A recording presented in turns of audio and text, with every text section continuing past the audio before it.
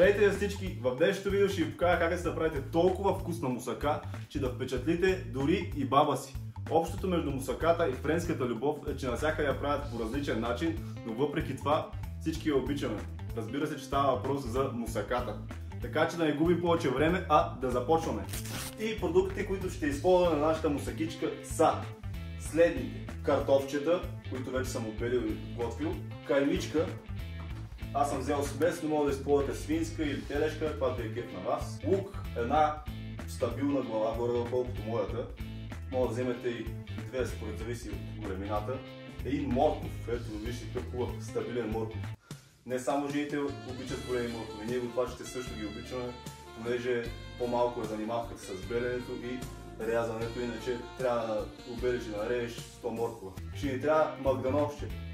Прясно, хубаво магдановще. Чесънче, разбира се. Къде без чесън? Без чесън аз не излизам от вкъщи. Доматено пюренце или домати.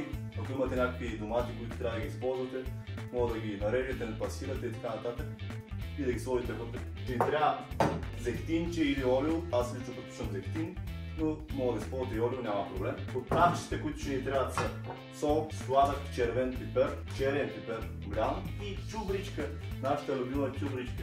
Също така за заливката ще ни трябва брашно, кисело мляко и яйчица. И има още две съставки, които ще ви споделя по-към края, така че изгледайте цялото видео, да видите тайната на най-хубавата мусака. Да започваме! Картофките ще ги нарежем на средно големи купчета. Сега ще ви покажа как.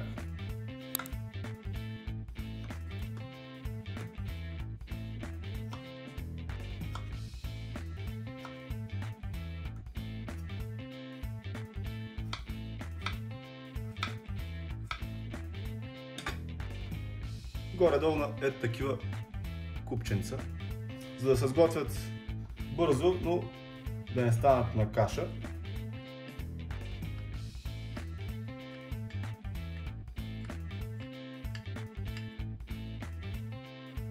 Сигурно сте чували лафа, че всяка жена трябва да може да прави 70 неща.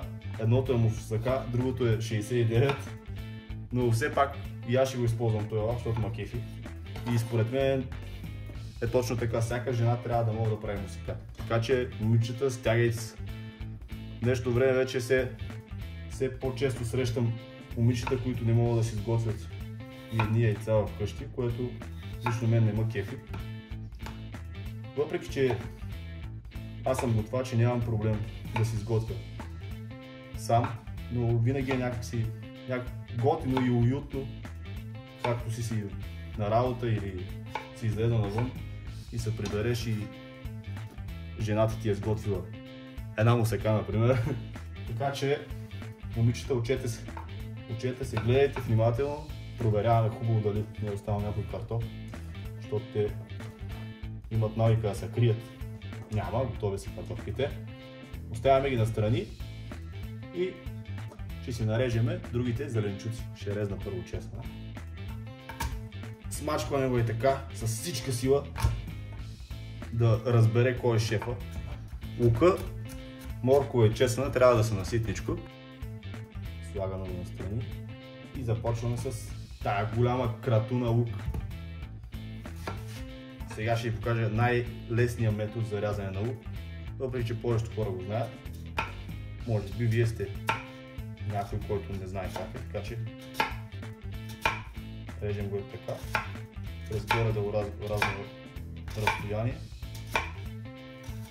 като пазим пръстите и след това ето така, първо долната част. Когато е голяма главата, трябва на няколко реда. Ако е по-малка, може и само през средата.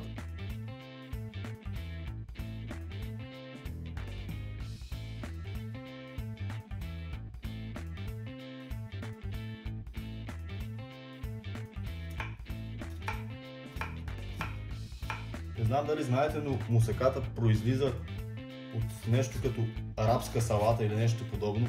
Поне така бях чел, може и да ви лъжа, надявам се, че не. И след това е еволюирал до днешната гозба, която в България е толкова тачна.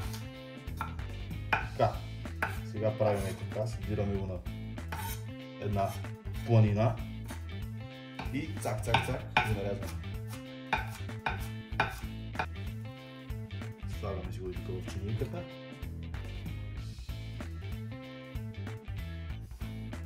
И сега подхващаме чичо морко. Най-добрият начин за рязане на морко, без да си режете пръстите, е като правите един разрез така, махате долната част и след това го обръщате така да легне тук, за да не мърда много, така ще е по-долу. И го режем ивички.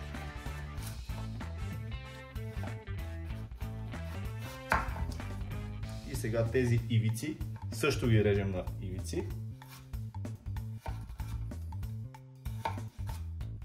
Морковите са полезни за зрението и за много други неща, така че хапвайте по-често моркови. Плюс това са много вкусни. Сега ги събираме така и си ги режем на мини купченца.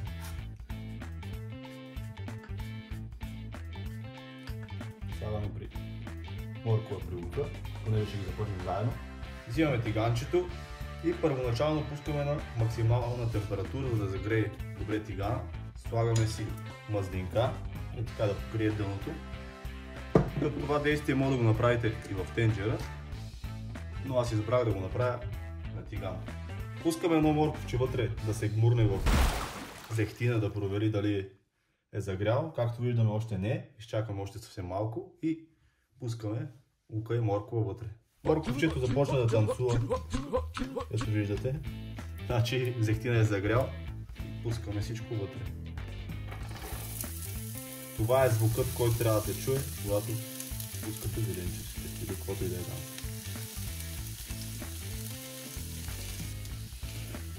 Сега, след като сложихме вече зеленчуците, намаляме на средна температура,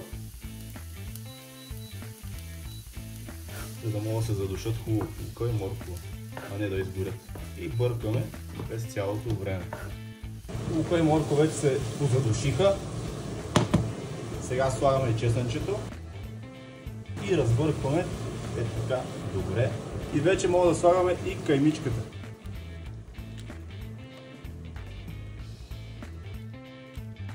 И сега започва голямото бъркане.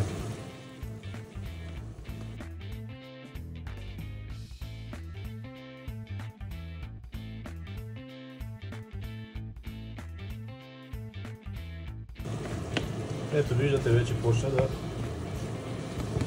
става на истинска кайма, на съвсем малко къщета. Извинявам се за страничния шум от аспиратора, надявам се да не ви е подразнил. Забравих да го спра.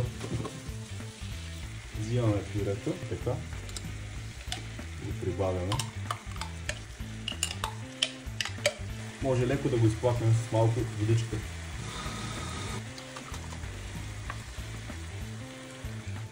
Разбъркваме добре.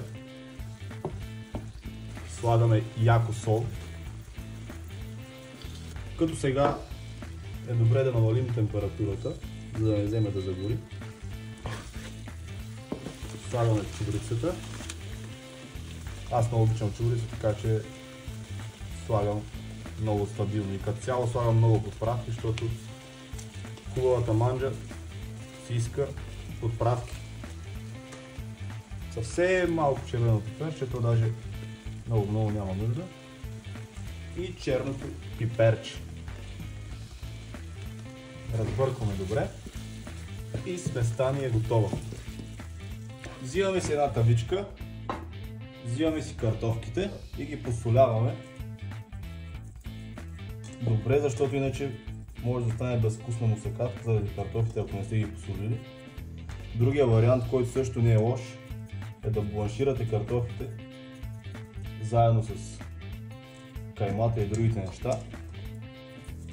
Но аз реших да направя в тиган и в тигана няма да се събере, така че този път няма да са бланширани. И слагаме картофките вътре.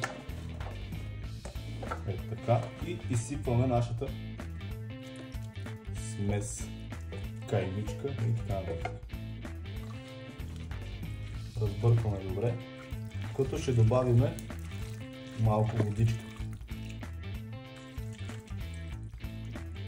за да може мусаката да е сочна и да може да се сварят картофките. Ама не трябва да прекаляваме, защото иначе стане много водниста. Сега взимаме една дъщица, взимаме малко магданоще, ето така, като ще махна по-гадните клони, нарязваме го. Магданозът ще придаде още по-хубав аромат на нашата прекрасна мусака. И ето така си я поръсваме. И сега я пускаме за 40 минути, горе-долу 35-40 минути на 180 градуса, като през това време ще направим заливката и след това ще я пуснем още 15 на минути с нея. Взимаме си една купа, почваме да правим заливката. Слагаме 3 яйчица. Сега ще ви покажа как мога да щупите яйце с една ръка. Не само да го щупите, как да го използвате. Чупвате го и ето така, виждате, отваряте. Вече знаете един номер от мен. Сега взимаме една лъжица и слагаме една стабилна лъжица брашно. Аз лично няма слагам повече, мога да сложите и 2 лъжици, но според мен е прекалено. Взимаме още една лъжица и слагаме млякото, като го отцеждаме лекичко. Като също така ще оставя и една лъжичка да имам после за мусаката. Сега слагаме сол и съвсем малко зехтинче. Ето вижте, преди да е готова. И сега да почва голямото бъркане.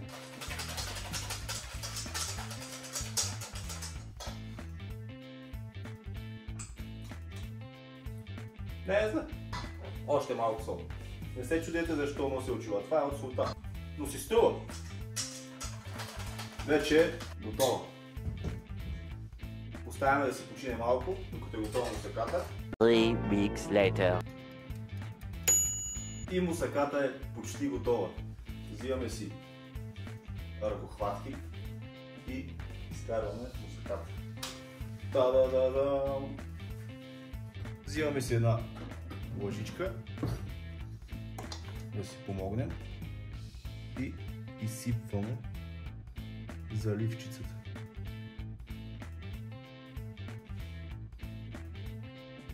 И сега двете тайни съставки, за които ви обещах по-рано, а това са пармезан и моцарела. Знам, че става малко италианско, но пък наистина става страхотно, така че вярвайте ми, пробвайте, ще ми благодарите после. Тази рецепта няма къде другаде да я видите, повярвайте ми, никой никъде не съм виждал и не съм чувал да прави такова нещо, така че това буквално мога да кажа, че си е моя лична рецепта за мусака. Ако ви харесва идеята, моля ви се, оставете едно коментарче, едно лайкче и може да се абонирате за канала. Благодаря ви. Сега я пускаме за още 15 минутки и е готова. Пускаме фурната на 200 градуса за 15-20 минутки. 6.5 hours later. И моментът на истината. Да видим какво е станало.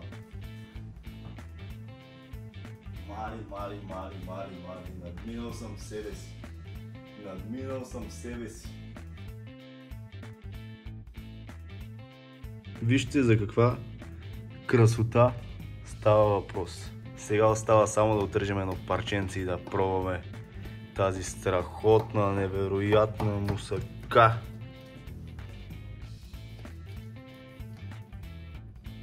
Мали, вече нямам търпение. Внимателно.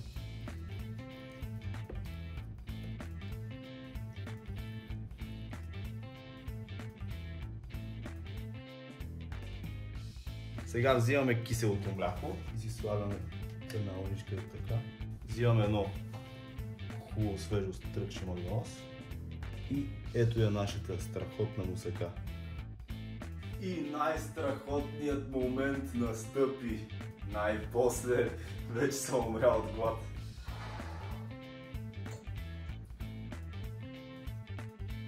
Вкусотийка!